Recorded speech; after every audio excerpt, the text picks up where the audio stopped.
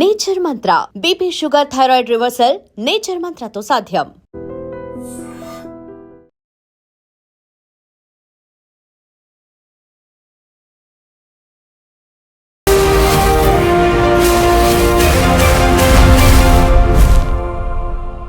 నమస్తే, welcome to iDream social spotlight with Kavitha. హిజ్రాల ఆగడాలు మితిమీరిపోతున్నాయి, శృతి మించిపోతున్నాయి అనేది ఇప్పటిదాకా మనం చూసాము. వారికి సరైనటువంటి ఆదరణ లేకపోవడం వల్లే ఇలాంటి అకృత్యాలకు పాల్పడుతున్నారు అనేటువంటి వాదనలు వినిపించినప్పటికీ కీసరాలో ఒక ఇంటి యజమాని మీద హిజ్రాలు దాడి చేశారు, ఆయన గాయపడ్డారు, సర్జరీ దాకా వెళ్లాల్సినటువంటి పరిస్థితి వచ్చింది అనేటువంటి వార్తలు ఉన్న తర్వాత అడిగినంత డిమాండ్ చేసినంత ఇవ్వకపోతే అటాక్స్ చేస్తారా? అంత స్వేచ్ఛ వారికి ఎవరిచ్చారు? ఎందుకని కట్టడి చేయలేకపోతున్నారు అనే దాంతోపాటుగా వారికంటూ మానవ విలువలు ఉంటాయి, హ్యూమన్ రైట్స్ అనేవి ఉంటాయి కదా, వారి గురించి ఎందుకు పట్టించుకోవట్లేదు? ఇలా విభిన్నమైనటువంటి వాదనలు ఉన్నాయి. మనతో పాటుగా ఉన్నారు ట్రాన్స్జెండర్స్ యాక్టివిస్ట్ రచన ముద్రబైన. హలో రచన, నమస్తే. ఎలా ఉన్నారు? బాలేను, అస్సలు బాలేరు. అవును, అందుకంటే ఈరోజు ట్రాన్స్జెండర్ అవేర్నెస్ వీక్. యాక్చువల్గా 13వ తారీఖు నుంచి 19 నవంబరు అబ్జర్వ్ చేస్తాము. ఆ టైంలో యాక్చువల్గా ఇదంతా రావటం నిజంగా దురదృష్టకరం. మనం చాలా వరకు ట్రాన్స్జెండర్స్కి సంబంధించి చాలా పాజిటివ్గా యాంగిల్లో మాట్లాడుకున్నాం. వాళ్ళకి రావాల్సినటువంటి బెటర్మెంట్స్ కావచ్చు, లైఫ్ స్టైల్లో ఎలా మార్చుకోవాలి, ఆపర్చునిటీస్, వీటన్నిటి గురించి మాట్లాడుకున్నప్పుడు అందులో అక్కడక్కడ మనం నెగిటివ్ యాంగిల్స్ టచ్ చేసుకునే వాళ్ళం. కానీ ఇప్పుడు కంప్లీట్గా మనం ఒక వాళ్ళ నెగిటివ్ సైడ్, వాళ్ళు చేసినటువంటి అటాక్, దాడి చేశారు, ఒక వ్యక్తి గాయపడ్డారు, అది కూడా ₹1,00,000 డిమాండ్ చేశారు, ఇవ్వకపోయేసరికి ఆయన తల పగలగొట్టారు. ఈ మాటలు వింటుంటే ఎందుకని వీళ్ళకి ఇంత ఫ్రీ హ్యాండ్ ఇచ్చారా, లేకపోతే డిమాండ్ చేసినందుకు డబ్బులు ఇవ్వాల్సిన అవసరం ఏముంది? వాళ్ళకి కంట్రోల్ చేసే శక్తి ఏం లేదా? ఇలాంటివన్నీ వస్తున్నాయి కదా. అది కరెక్ట్ అండి. అంటే క్రైము ఉంది, లేదని ఎప్పుడు అంటలేదు. క్రైమ్ ఆడవాళ్ళు మగవాళ్ళు ఎలాగో ట్రాన్స్జెండర్ కమ్యూనిటీ కూడా క్రైమ్లో ఉన్నారు. సో ఏదైతే పేదరికం ఉందో ఆ పేదరికం వల్ల క్రైమ్ ఉంది. ఆ క్రైమ్కి ట్రాన్స్జెండర్ వాళ్ళకి సంబంధించిన క్రైమ్ ఏదైతే జరుగుతుందో దానికి సపరేట్ రీజన్స్ ఉన్నాయి. జూన్ మాసంలో, జూన్ ప్రైడ్ మంత్గా మేము అబ్జర్వ్ చేస్తాం. యాక్చువల్గా అప్పుడు ఒక కొంతమంది లీడర్స్, పాజిటివ్గా ఆలోచించే వాళ్ళు, హిజ్రా లీడర్స్ అందరు కలిసి ఒక ప్రెస్ మీట్ పెట్టాము. ఏంటినంటే అప్పుడు చాలా, ఈ మధ్య చాలా పూజలలో, అంటే మంచి మంచి శుభకార్యాల్లో నగ్నంగా తిరగటం, బట్టలు విప్పటం, ఇదంతా చాలా ఎక్కువైంది. సో దానికి సంబంధించి అంటే ఒక ప్రెస్ మీట్ పెట్టి మేము అందరిని పిలిచి హిజ్రా లీడర్స్ని, ఇది చేయకూడదు, ఇది పరంపర కాదు, ఇది కల్చర్ కాదు, ఆ శుభకార్యాలు చేసుకున్నప్పుడు ఇలా చేయకూడదు అని నచ్చజెప్పి ఆ రోజు ఒక ప్రెస్ మీట్ పెట్టాం. ఆ ప్రెస్ మీట్ తర్వాత మనకి ఇక్కడ ప్రైడ్ ప్లేస్ అని ఒక ప్లేస్ ఇచ్చారు. షీ టీమ్స్లో రాస్ గారిని సిఐ, ఒక పోలీస్ కోఆర్డినేటర్ని ఇచ్చారు, అఖిలేష్ రాజ్పుట్ అని. మొత్తం తెలంగాణ కోఆర్డినేట్ చేస్తారు. 700 పోలీస్ స్టేషన్స్ మొత్తం అన్నీ ప్రైడ్ ప్లేస్తో లింక్ అయి ఉన్నాయి.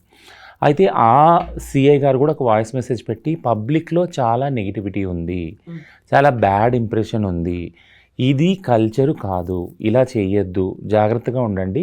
ఎవరైతే గురువులు ఉన్నారో, సో కాల్డ్ హిజ్రా గురువులు ఉన్నారో వాళ్ళందరూ కూడా పిల్లలకు చెప్పుకోండి, భిక్షాటనకి వెళ్ళేటప్పుడు తెల్లవారుజాములు తిరుగుతున్నారు, ఇదంతా అవుతుంది అని చెప్పడం జరిగింది. ఆ తర్వాత ఆగస్టు 28న ఏదైతే తెలంగాణ స్టేట్ డిపార్ట్మెంట్ ఉందో, సాధికారత, ట్రాన్స్జెండర్ సాధికారత డిపార్ట్మెంటు, వారి ఆధ్వర్యంలో ఒక మీటింగ్ పెట్టాం. అది ఫస్ట్ మీటింగ్, హిజ్రా లీడర్స్ అందరిని పిలిచి ఫస్ట్ ప్రెస్ మీట్ అయింది. అసభ్యతని మానుకోండి అని. ఆ తర్వాత లీడర్స్ని పిలిచి మీటింగ్ పెట్టాక వాళ్ళు ఒప్పుకున్నారు, జరిగే ఇన్సిడెంట్స్ ఇలా ఉన్నాయని వాళ్ళ ముందు పెట్టాము, ఎగ్జాంపుల్తో సహా పెట్టాం. Transgender department, police department, hijra leaders అందరిని పిలిచి కూర్చోబెట్టి మాట్లాడితే అవును ఇది జరుగుతున్నాయని వాళ్ళకున్న రీజన్స్ వాళ్ళు చెప్పారు. బట్ కానీ దీన్ని ఎక్కడొక్కడ కంట్రోల్ చేయాలి, కొన్ని కమిటీస్ పెట్టుకోవాలి. దీనికి సంబంధించి ముఖ్యంగా కమిటీలు పెట్టుకుంటే ఈ డిసిప్లినర్ ఏదైతే ఉందో దీన్ని యాంటీ డిసిప్లినరీ యాక్షన్స్ తీసుకోవచ్చు. మీరు కొన్ని అసభ్యంగా ప్రవర్తించిన, ఇటువంటి క్రైమ్ చేసినా కానీ పిల్లలకు, ఇవన్నీ కూడా తగ్గించడానికి పెట్టుకోవచ్చు అని అందరూ ఒప్పుకున్నారు. ఆ తర్వాత హిజ్రా గురువులే 2 మీటింగ్లు వరుసగా చేసుకున్నారు, కొన్ని కమిటీస్ ఫామ్ అయినాయి. విచిత్రం ఏంటంటే ఈ కమిటీస్ అన్నిట్లో క్రైమ్ కమిటీ ఏదైతే ఉందో, ఎక్కడైతే పోలీస్ డిపార్ట్మెంట్ వాడు ఉన్నారో అక్కడ మాత్రం ఆ ఒక్క కమిటీ మాత్రమే యాక్టివ్గా ఉంది స్టేట్ వైడ్గా. అంటే రోజువారీ జరుగుతుంది క్రైమ్ ఆ లీడర్స్ మధ్య తీసుకురావడం జరుగుతుంది, వాళ్ళతో డిస్కస్ చేయడం జరుగుతుంది. బట్ అది మాత్రం అంటే అది మెటీరియలైజ్ అవ్వట్లేదు. ఎక్కడో ఒక సమన్వయ లోపం అవుతుంది. సో కాబట్టి మాటికి ఆ లీడర్స్ని పిలిచి ఇది ఎక్కడో తప్పుతుంది, శృతి తప్పుతుంది, ఈ క్రైమ్ ఇంకా పెరుగుతుంది అంటే ఒకసారి మీరు అందరూ వచ్చి కూర్చొని మాట్లాడుకున్నాక తగ్గాలి కదా, తగ్గకుండా ఇది ఇంకా రేజ్ అవుతుంది. ఇదంతా ఎందుకు చెప్తున్నాను అంటే చాలా మటుకు ఒక ప్రెషర్ కమ్యూనిటీ అందరి మీద ఏం పడుతుంది అంటే కొంతమంది చేసేవాళ్ళు ఉన్నారు, ఇవన్నీ అరాచకాలు ఏదైతే ఉన్నాయో ఇప్పుడు మన ముందు వచ్చిన క్రైమ్ కానీ బట్టలు ఇప్పడం కానీ అసభ్యత కానీ కొంతమంది చేయని వాళ్ళు కూడా ఉన్నారు, కొంతమంది చదువుకునే వాళ్ళు కూడా ఉన్నారు, ఉద్యోగాలు చేసుకునేవాళ్ళు. ఇప్పుడు సమాజం చూసినప్పుడు వీళ్ళు ముగ్గురిని తేడా ఉండదు, ఈ ముగ్గురిని ఒకలాగానే చూస్తారు, ఈ 3 రకాలని కూడా అంతా ఒకటే అంటారు, మీరందరూ ఒకటే కదా అంటారు. So first time last time నేను ఫస్ట్ ఇది అయినాక ఇన్సిడెంట్ ఏదైతే ఉందో సదానంద గారికి అప్పుడు ఫస్ట్ ఇంటర్వ్యూ చెప్పినప్పుడు చాలా ట్రోలింగ్ నేను ఫేస్ చేశాను, చాలా తిట్టారు. బట్ నేనేం బ్యాడ్గా ఫీల్ అవ్వలేదు, ఎందుకంటే అక్కడికి ఆయన జరిగింది కాబట్టి, ఆయనకి ఆ నష్టం జరిగింది కాబట్టి నిజంగా అది చాలా దురదృష్టకరమైన సంఘటన, చాలా బాధాకరమైన సంఘటన. అంటే మా వారు అడుక్కొని అయ్యా బాబు అనుకునే స్థాయి నుంచి క్రైమ్ చేసేంతవరకు వెళ్ళారంటే అది నిజంగా దురదృష్టకరమైన సంఘటన. కాబట్టి అది ఆలోచించినప్పుడు ఇది జరగకుండా ఉండవలసిందని కూడా అనిపించింది. బట్ అది జరిగింది, క్రైమ్ వైపు వెళ్ళిపోతుంది కమ్యూనిటీ అని కూడా బాధ అనిపించింది.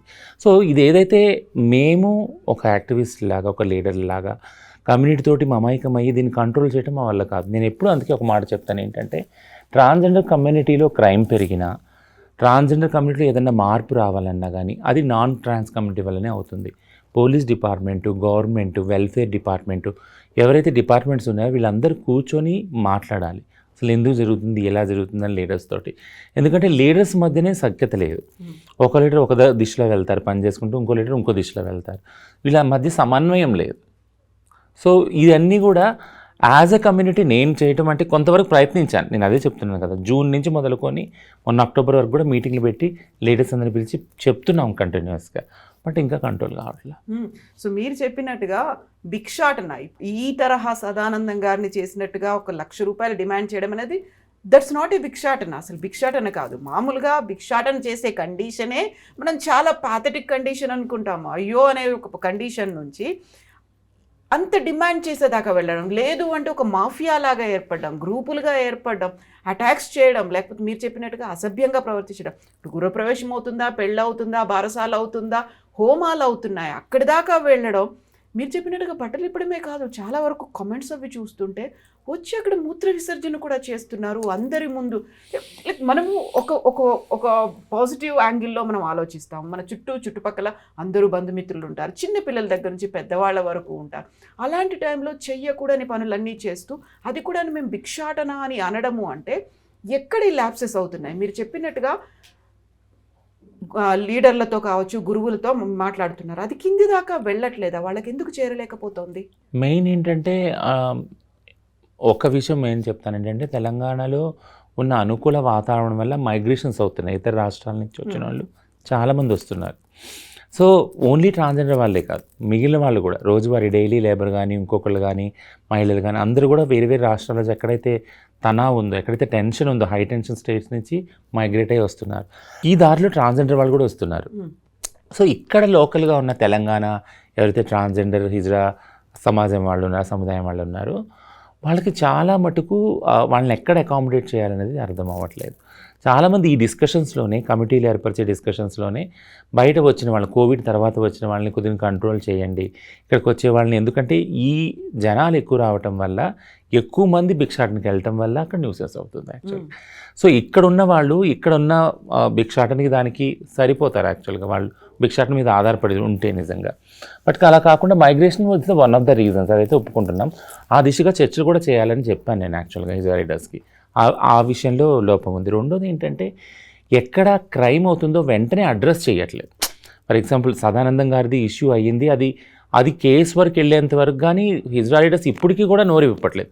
సోకాళ్ళు ఎవరైతే వారికి సంబంధించిన వాళ్ళు ఉన్నారో వాళ్ళు పాపం ఇప్పుడుకొచ్చి ఆ పిల్లలు చేయరని నేను అనట్లేదు, క్రైమ్ చేశారు, బట్ కానీ వాళ్ళకి సంబంధించిన వాళ్ళు ఇప్పటికొచ్చి నోరు విప్పలేదు యాక్చువల్గా.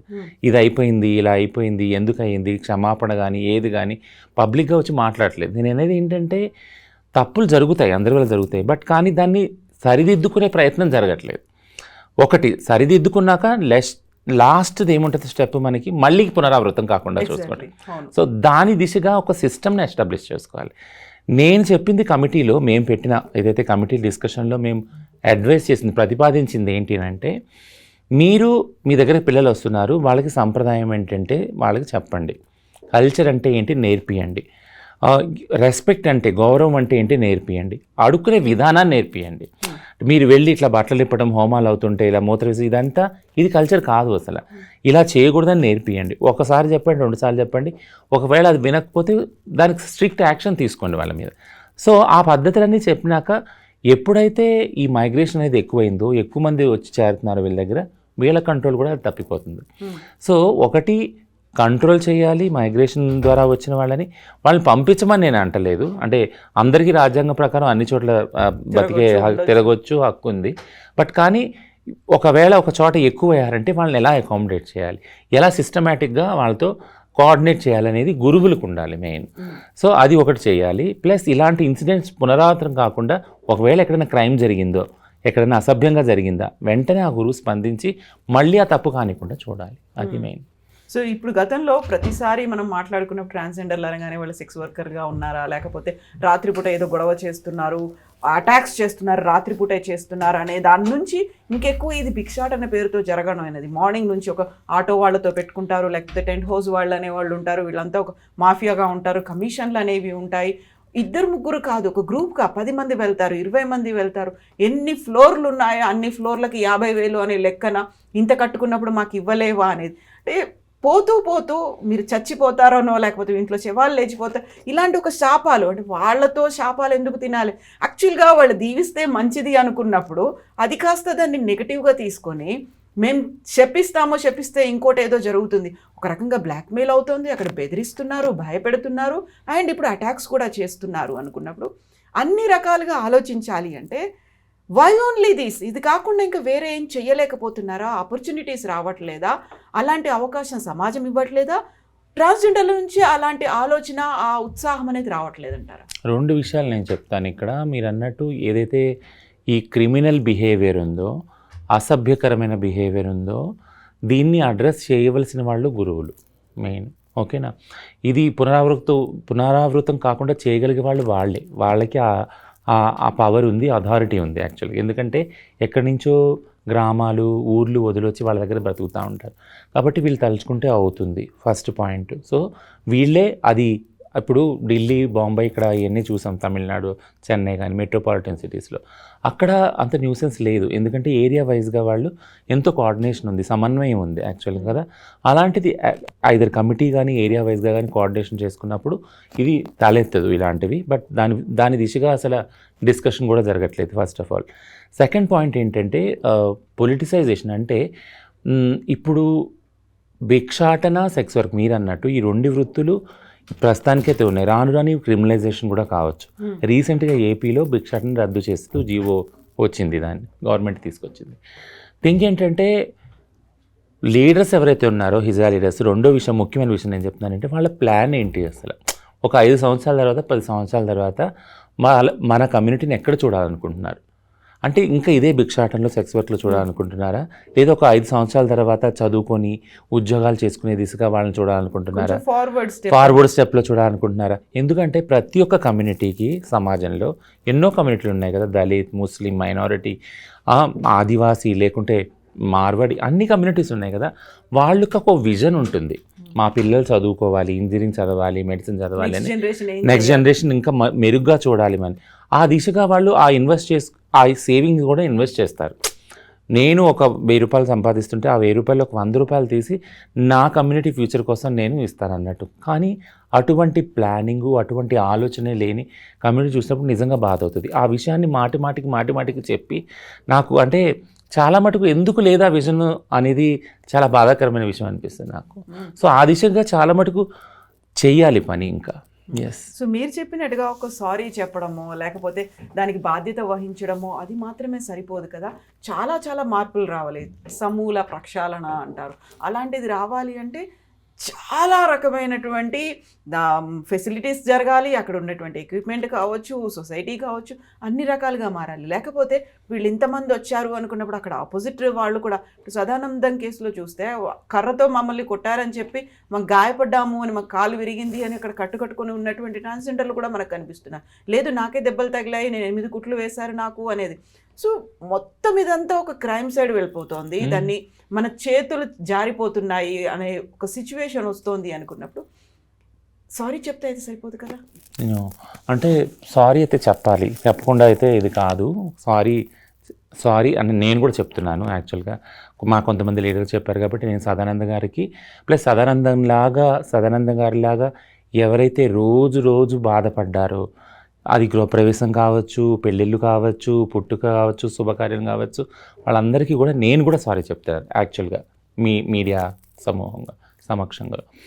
బట్ థింగ్ ఏంటంటే మీరు అన్నది కరెక్ట్ పాయింట్ ఏంటంటే సారీ అనేది మళ్ళీ పునరావృతం కాకుండా రిపీట్ కాకుండా చూడాలంటే మనం కొన్ని పనులు చేయాల్సి ఉంటుంది. అంటే ఏం యాక్షన్స్ చేస్తాం యాక్చువల్గా అది పునరావృతం కాకుండా ఒక సిస్టమ్స్ డెవలప్ చేసుకోవాల్సి వస్తుంది. మీరు అన్నట్టు ఒకవేళ ఆ దిశగా అడుగులు సాగకుంటే, నేను ముందు నుంచి చెప్తున్నాను ట్రాన్స్జెండర్ కమ్యూనిటీ చాలా అంటే సోషల్ సపోర్ట్ లేని కమ్యూనిటీ. సో కాబట్టి ఇందులో ప్రక్షాళన కానీ మీనన్నట్టు మార్పులు కానీ రావాలంటే ఖచ్చితంగా గవర్నమెంట్ స్టేక్ హోల్డర్స్ ఏవైతే ఉన్నారు, డిపార్ట్మెంట్ కానీ, పోలీస్ డిపార్ట్మెంట్ కానీ, ట్రాన్స్జెండర్ డిపార్ట్మెంట్ కానీ, విమెన్ కమిషన్, మేము ట్రాన్స్జెండర్ కాబట్టి విమెన్ కమిషన్ కానీ, ఇట్లా ఏ వెల్ఫేర్ డిపార్ట్మెంట్ అందరూ పూనుకొని కూర్చోపెట్టి వాళ్ళని అర్థమయ్యేలా చెప్పి ఆ సిస్టంలో ఉంచి ఒక సిస్టమ్ని డెవలప్ చేసేలాగా వాళ్ళని ప్రోత్సహించాలి యాక్చువల్లీ. ఎందుకంటే ఎప్పుడు నేను చెప్తాను ప్రతి ఇంటర్వ్యూలో, మీరు కూడా గమనించి ఉంటారు, ఇంటిలో నుంచే గంట వేయబడిన కమ్యూనిటీ నాది. సో ఇంట్లో ఉంటే ఒక తల్లి భయము, ఒక తండ్రి భయము, ఓ అక్క చెల్లి తమ్ముడు, ఈ ప్రేమలు ఆప్యాయతలు కాకుండా ఒక భయం ఉంటుంది. నేను సరిగ్గా ఉంటేనే తమ్ముడు బాగుంటాడు కదా, నేను బాగా ప్రవర్తిస్తేనే చెల్లి ఫ్యూచర్ బాగుంటుంది, ఈ భయం అనేది ఉంటుంది. ఇవన్నీ దాటుకొని బయట వచ్చి సింగిల్గా బతికే జీవితాలు, అవునా కదా. సో స్వేచ్ఛగా బతికినప్పుడు ఖచ్చితంగా ఒక మంచి చెడు అనే ఒక తారతమ్యం కానీ, పెద్ద చిన్న అనే భయం కానీ, ఈ మర్యాద రెస్పెక్ట్ కల్చర్ అనేది కానీ రావటం కష్టం. పైగా ఒక గురువు కింద చాలామంది ఉంటున్నారు, కొన్ని వేల మంది ఉండటం వల్ల వాళ్ళని కంట్రోల్ చేయడం, కోఆర్డినేట్ చేయడం కూడా కష్టం. సో నేను అనేది ఏంటంటే ఇది సిస్టమేటిక్గా రావాలి మార్పు. లాస్ట్ బట్ నాట్ లీస్ట్ నేను చెప్తాను, ఇంతకుముందు ఈ ఇన్సిడెంట్ అయిన దగ్గర నుంచి కూడా నేను చెప్తున్నాను ఏంటి అంటే, మేము ఫస్ట్ ప్రెస్ మీట్, నేను అసభ్యత గురించి ఒక ప్రెస్ మీట్ మేము పెట్టాం సుందర విజ్ఞాన కేంద్రంలో. అప్పుడు ఆ ప్రెస్ మీట్ యొక్క ఎక్స్పీరియన్స్ చెప్తే మీరు నిజంగా ఆశ్చర్యపోతారు. ప్రెస్ మీట్ జరిగేటప్పుడు వచ్చిన రిపోర్టర్లు, అట్లీస్ట్ అందులో పనిచేసేవారు ఎవరైతే ఉన్నారో వారు, అటువైపుగా వచ్చిన వారు, వీరందరూ స్పందించారంటే సగటున ఒక రోడ్డు మీద నడిచే ప్రతి ఒక్క వ్యక్తికి కూడా ఒక చెడు అనుభవం హిజ్రాలతోటి ఉంది, ఏదో ఒకటి ఉంది కదా. సో ఇప్పుడు వీళ్ళందరికీ సారీ చెప్పాలి అసలు యాక్చువల్ కమ్యూనిటీ, బట్ సారీ కాదు, వీళ్ళందరి ఏదైతే చేదు అనుభవం ఉందో దీన్ని రివర్స్ ఎలా చేయాలనేది ఆలోచించాలి మనం. సో అది ముఖ్యంగా లీడర్లు, కమ్యూనిటీ వాళ్ళని కూర్చోపెట్టి ఈ స్టేక్ హోల్డర్లు వీళ్ళందరూ కలిసి పూనుకుంటేనే కానీ జరగకపోతే. సో వారు వస్తే మంచి జరుగుతుంది అని ఒక స్టేజ్ ఉండేది, ఒకప్పుడు భావించేవాళ్ళు, వాళ్ళ చేతులతో ఆశీర్వాదం తీసుకోవాలి అనే ఆ స్టేజ్ నుంచి వాళ్ళు రావద్దు, వస్తే ఇలాంటి దురాఘాతాలు చేస్తున్నారు, వాళ్ళు వచ్చి మా తలలు పగలగొడుతున్నారు, వాళ్ళు వచ్చి డబ్బులు డిమాండ్ చేస్తున్నారు, వాళ్ళు వస్తే క్రైమ్ జరుగుతుంది అనే స్టేజ్ అంటే అది ఇంకా పడిపోయారు. ఒక జనాభా ఇంత పెరుగుతోంది మీరు అన్నట్టుగా, అంటే ఇంత పడిపోతున్నాయి అక్కడ వాళ్ళ లెవెల్ కావచ్చు, లేకపోతే వాళ్ళు చేసే పనులు కావచ్చు, మొత్తంగా పడిపోతున్నాయంటే మళ్ళీ దాన్ని అప్లిఫ్ట్ చేయాలి, కల్చరల్ వాల్యూస్ అప్లిఫ్ట్ చేయాలి. ముఖ్యంగా నేను చెప్పేది ఏంటంటే 400 ఏళ్ల హిజ్రా పరంపర హైదరాబాద్కు ఉంది. దక్కన్ పరంపర ఏదైతే ఉందో అన్ని 100 ఏళ్ల పరంపరని కాపాడుకుంటూ వచ్చిన వాళ్ళు ఆ పరంపరలో అలానే ఉన్నారు, స్థానం అయిపోయారు. ఇదంతా చూసినప్పుడు వాళ్ళకు ఒక షాక్ యాక్చువల్గా, ఇది కాదు కదా మేము ఫాలో వచ్చిన పరంపర, ఇది ఇలా అయ్యి ఉంటే మేము 400 ఏళ్ళ నుంచి ఇలా ఉండేవాళ్ళం కాదు కదా, ఎంతో జరిగేవని వాళ్ళు అసలు స్థానమై ఉన్నారు, ఒకలాంటి షాక్లో ఉన్నారు యాక్చువల్గా. సో ఎవరైతే ఇది జరగటానికి అంటే కారకులను నేను పూర్తిగా వాళ్ళ మీద వాళ్ళ వైపు నెట్టేయను, బట్ కారణాలు ఉన్నాయి, వెతకాలి. ఎక్కడ క్రైమ్ అవుతుందో, ఎక్కడ ఈ అసభ్యత అవుతుందో అక్కడ ఖచ్చితంగా కారణాలు వెతకాలి, ఆ మనుషులు యాక్షన్లోకి దిగాలి. మా దగ్గర ఇవి కాకుండా మేము చూసుకుంటాము, మేము కంట్రోల్ చేస్తాం మా దగ్గర ఉన్న వాళ్ళని అనే ఒక శపథం చేయాలి, ప్రతిజ్ఞ చేయాలి. సో మీలాంటి యాక్టివిస్టులు కావచ్చు, కొంచెం చదువుకున్న వాళ్ళు, ఉద్యోగాలు చేస్తున్న వాళ్ళు, ప్రతి ఒక్కరిని మీరు ఇప్పుడు చెప్పినట్టుగా అదే దృక్కోణంతో చూస్తారు కదా, వీళ్ళందరూ అలాగే చేస్తారు, ఒక ముద్ర అనేది పడిపోతుంది. కాబట్టి దాని నుంచి బయటికి రావడానికి చాలా చాలా శ్రమించాలి, మీరు చాలా పాజిటివ్ స్టెప్స్ అనేవి తీసుకోవాలి, ముందుకు తీసుకెళ్ళాలి. అసలే చిన్న చూపు ఉంది అనుకున్నప్పుడు, అది మన చేతులు జారిపోతోంది అనుకున్నప్పుడు దాన్ని మళ్ళీ ప్రాపర్గా సెట్ రైట్ చేయాలి అంటే చాలా కష్టపడాలి. అంత ఈజీ అవుతుందంటారా? మీరు చెప్పిన మాట, మీ గురువుల మాటే వాళ్ళు వినట్లేరు అనుకుంటే, బయట నుంచి వాళ్ళు చెప్తే ఇతర యాక్టివిస్ట్లో, ఎన్జిఓసో, పోలీస్ డిపార్ట్మెంటో, గవర్నమెంటో చెప్తే సెట్ అవుతుందంటారా? లేదండి, గురువులు చెప్తే అవుతుంది ఖచ్చితంగా. అంటే సగం అవుతుంది, 50%. ఎందుకంటున్నానంటే వీళ్ళ దగ్గరకు వస్తున్నారు కాబట్టి వీళ్ళ కనుసన్నల్లోనే ఉంటారు వాళ్ళు. నేను ఒకటే ఉంటానంటే, అదే రోజు ఆ సదానందం గారి మీద అటాక్ జరిగిన రోజునే ఒక ట్రాన్స్ మహిళ ఆత్మహత్య చేసుకుంది వరంగల్లో, ఓకేనా. ఇంకొక అంతకు ముందు రోజే ఒక యంగ్ ట్రాన్స్ మహిళ మీద గ్యాంగ్ రేప్ అయింది, ఓకేనా. సో తిరిగి ఏంటంటే ఇవన్నీ ఏవి కూడా మనకు మీడియాలో రావు. అంటే అంత ఇదిగా ఏదైతే మా కమ్యూనిటీ క్రైమ్ చేసిందో అది చాలా వైరల్ అయింది యాక్చువల్ కదా. సో ఈ ఆత్మహత్య అనేది, ఈ గ్యాంగ్ రేప్ అనేది అసలు వార్తల్లోనే లేదు. థింగ్ ఏంటంటే నేను దాన్ని సమర్థించుకుంటూ రావట్లేదు, బట్ దీన్ని, ఈ కండిషన్ని రివర్స్ చేయాలంటే ఖచ్చితంగా గురువులు ఎవరైతే ఉన్నారో వాళ్ళు ఒక వ్యవస్థను ఏర్పరచుకోవాలి. ఎందుకంటే నేను గురువులకి, అంటే నిన్న రాత్రి కూడా డిస్కషన్లో ఏం చెప్పాను అంటే, నిజంగా మీరు ఒక తల్లిదండ్రి అయ్యి ఉంటే, మీ పిల్లలు ఇలాంటి సిచ్యుయేషన్ ఫేస్ చేసి ఉంటే మీరు ఎంత బాధపడతారు కదా. మీ పిల్లల పెళ్ళిళ్ళకే వచ్చి ఇలా చేశారే అనుకో, మీ పిల్లల పుట్టినరోజుకే వచ్చి ఇలా చేశారనుకో, మీరు ఎంత బాధపడతారు, అవునా. సో అలాగే వీళ్ళను కూడా మీ దగ్గరికి వచ్చిన వాళ్ళు మీ పిల్లల్లాగా కడుపులో పెట్టుకు దాచుకొని వీళ్ళకి మంచి బుద్ధులు చెప్పే అవసరము, ఆ పరిస్థితి వచ్చింది ఇప్పుడు. యాక్చువల్గా చెప్పాలి, చేయించుకోవాలి వాళ్ళతోటి. మీరు కాక మీరే తల్లిదండ్రులు అనుకుని వచ్చిన వాళ్ళు ఎక్కడికి వెళ్తారు యాక్చువల్. గవర్నమెంట్ ఈ తర్వాత నెక్స్ట్ స్టెప్ వచ్చేది గవర్నమెంట్. సో గవర్నమెంట్ కూడా నేను అనేది ఏంటంటే, ఇంతకుముందు ఇంటర్వ్యూస్లో కూడా నేను చెప్పాను, రోటీ కపడా మకాన్, ఈ ముఖ్యంగా ఈ 3 ఏవైతే ఉన్నాయో ఎసెన్షియల్స్, ఇవి కల్పించినప్పుడు ఒక ట్రాన్స్జెండర్ కార్డు తీసుకొని, నేను ట్రాన్స్జెండర్ వ్యక్తిని, నేను ఇలా పుట్టాను, నా పేరు ఇది అన్నప్పుడు వాళ్ళు ఆ కార్డు తీసుకొని, ఆ ఫెసిలిటీస్ తీసుకొని ఈ క్రైమ్లో వెళ్ళరు. ముఖ్యంగా క్రైమ్లో ఎవరు వస్తున్నారు, ఎవరు వెళ్తున్నారు కూడా తెలియట్లేదు. మీరు గమనించారా? ఈ మా ఒక్క కమ్యూనిటీలో చెప్పట్లేదు. క్రైమ్లో అసలు ఎవరు ఉన్నారు, ఎవరు వస్తున్నారు, ఎవరు వెళ్తున్నారు, ఎక్కడ జరుగుతుంది, ఎలా జరుగుతుంది అనేది కూడా తెలియట్లేదు. సో క్రైమ్ని కంట్రోల్ చేయాలంటే ఖచ్చితంగా ఒక మెకానిజం ఉండాలి, ఒక సిస్టమ్ ఉండాలి. అది గవర్నమెంట్తోనే సాధ్యమవుతుంది. సో ఇప్పుడు వినిపించే మాట కూడా, వీళ్ళు దానికి అలవాటు పడిపోయారు. ఇంకే పని చెప్పినా వీళ్ళు చేయడానికి రెడీగా లేరు. They are not accepting. మేము ఇప్పుడు ఒక ఉద్యోగం చూపిస్తామనో, లేకుంటే వాళ్ళకి కావాల్సినటువంటి ఫెసిలిటీస్ మేము అందజేస్తామనో, వాళ్ళకంటూ ఒక కుటీర పరిశ్రమ అలాగా ఏర్పాటు చేసుకుందాము అంటే దాన్ని కష్టపడాలి కాబట్టి అటువైపు టర్న్ అవ్వట్లేదు. ఇది చాలా ఈజీగా డబ్బులు వచ్చేటువంటి ప్రక్రియ కాబట్టి ఇటువైపే ఉన్నారు అనేటువంటి అభిప్రాయం కూడా ఉంది కదా. దాన్ని ఫస్ట్ మార్చగలగాలి. ఎస్, సొసైటీ యాక్సెప్ట్ చేస్తుంది అనే దాంతో పాటుగా మేము ఎందుకు ఇలా లైఫ్ ఉన్నాము, అందరూ ఇలా లేరు కదా, అందరూ మనల్ని అంటున్నారు, లేకుంటే మనమే బెదిరిస్తున్నాము, మనం ఇలా భిక్షాటం చేస్తున్నాము అనేటువంటి ఆ కాన్సెప్ట్ పోగొట్టుకొని మేము ఇందుకోసమే ఉన్నాము, మా పని ఇదే అనేది ఎందుకు ఫిక్స్ అయ్యింది? భిక్షాటన, సెక్స్ వర్క్ చేయాలని, ఇష్టంగా చేయాలని ఉండదండి ఎవరు కూడా. అది నేను ఎన్నోసార్లు చెప్పాను, మీ ఇంటర్వ్యూలో కూడా చెప్పాను నేను.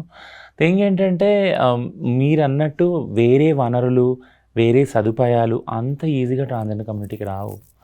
ఇప్పుడు సెల్ఫ్ హెల్ప్ గ్రూపే మేము ఇప్పుడు సిటీలో మనం చేస్తున్నాం, గ్రామంలో అయినాయి కొన్ని చోట్ల. బట్ ఇప్పుడు ఒక సెల్ఫ్ హెల్ప్ గ్రూప్ చేయటానికే హైదరాబాద్, సికింద్రాబాద్ నగరాల్లో, అంటే మన తెలంగాణ ఇండియాలోనే ప్రప్రథమ స్థానంలో ఉంది సెల్ఫ్ హెల్ప్ గ్రూప్స్ విషయంలో. అట్లాంటిది ట్రాన్స్జెండర్ వ్యక్తులతోటి చేయటానికి we hardly run pillar to post అనమాట. బ్యాంకులు నమ్మరు. ఫస్ట్ ఆఫ్ ఆల్ వీళ్ళకి ఒక అడ్రస్ ఉండదు, పర్మనెంట్ అడ్రస్ ఉండదు. అది పర్మనెంట్ కార్డ్స్ ఉండవు కదా, ఆధార్ కార్డు కానీ ట్రాన్స్జెండర్ కార్డు కానీ, అది అవ్వకపోవడం వల్ల బ్యాంక్ అకౌంట్స్ ఉండవు, ఒక అడ్రస్ ఉండదు రెసిడెన్షియల్ది. దానివల్ల గ్రూప్స్ ఫామ్ అవ్వటం కష్టం, వాళ్ళు బ్యాంక్తో లింక్ చేయడం కష్టం, బ్యాంక్ నమ్మి లోన్ ఇవ్వటం కష్టం. సో ఇదంతా జరిగే లోపల, ఈ ప్రాసెస్ అంతా అయ్యే లోపల వాళ్ళు ఎలా బతకాలి యాక్చువల్గా? వాళ్ళు భిక్షాటనకి వెళ్తారు. అంటే నేను సమర్థిస్తున్నానని కాదు, భిక్షాటనని, సెక్స్ వర్క్ని ఎంకరేజ్ చేస్తున్నాను కానీ, బట్ ఈ మార్పులన్నీ ఎవరి నుంచి రావాలి? మేమైతే తేలేం కదా. ఇవన్నీ కూడా గవర్నమెంట్ ద్వారా జరగాల్సినవే. ఇందులో కూడా నాన్ ట్రాన్స్ వాళ్ళే ఉన్నారు కదా గవర్నమెంట్ సెక్టార్లో కూడా. వాళ్ళకి అనిపించాలి, మేము ఇది చేయటం వల్ల వీళ్ళ జీవితాలు మారుతాయి, బ్రతుకులు మారుతాయి, కాబట్టి ఖచ్చితంగా ఈ ఫెసిలిటీస్ కల్పించాలని అనిపించాలి. ఒక లీడర్, స్టేట్ లీడర్ ఒక్కరు ట్రాన్స్ రైట్స్ గురించి పనిచేసి ఆ ఫెసిలిటీస్ గురించి ఉండాలి బాగా ఆలోచిస్తే కాదు కదా. కింద ఉన్న అడ్మినిస్ట్రేషన్ అంతా కూడా దానికి సుముఖంగా పని చేయాలి కదా. ఎన్నో ప్రాజెక్ట్ ప్రపోజల్ తోటి గవర్నమెంట్ దగ్గరికి వెళ్ళాం, డిపార్ట్మెంట్ దగ్గరికి వెళ్ళాం, ఓకేనా, పోలీస్ డిపార్ట్మెంట్ దగ్గరికి వెళ్ళాం, ఇవి ఇలా చేయండి, హెల్త్ డిపార్ట్మెంట్ దగ్గరికి వెళ్ళాం. బట్ అవి ఎక్కడ ఫైల్ అక్కడే కొన్ని నెలల తరబడి అట్లా ఆగిపోతాయి. ఇంకేంటంటే పబ్లిక్లో ఏదైతే కనపడుతుందో, అంటే క్రైమ్ కానీ లేదా న్యూసెన్స్ కానీ దానివల్ల జరిగే ఆ బాధ కానీ ఏదైతే కనబడుతుందో, కోపం కానీ ట్రాన్స్ కమ్యూనిటీ వల్ల, దానికి ఇండైరెక్ట్గా కారణం ఎవరు యాక్చువల్లీ? ఈ బ్యూరోక్రసీనే కదా. సో ఇవి చకచక జరిగినప్పుడు, చకచక ఇచ్చినప్పుడు, ఇప్పుడు ట్రాఫిక్ అసిస్టెంట్స్ ఇచ్చారు. ట్రాఫిక్ అసిస్టెంట్స్ ఇప్పుడు దాకా ఏదైతే 30% పొల్యూషన్ అలవెన్స్ ఉందో అది కూడా ఇంకా గ్రాంట్ చేయలేదు యాక్చువల్గా.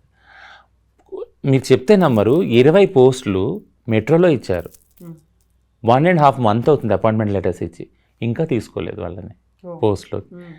So there is a lot of bureaucracy, there is a lot of logging. And దానివల్ల ఏమవుతుందంటే వెంటనే డిసప్పాయింట్ అయిపోతారు. థింగ్ ఏంటంటే వాళ్ళ మీద ఒత్తిడి ఉంటుంది, ప్రెషర్ ఉంటుంది, ఫైనాన్షియల్ ప్రెషర్ ఉంటుంది.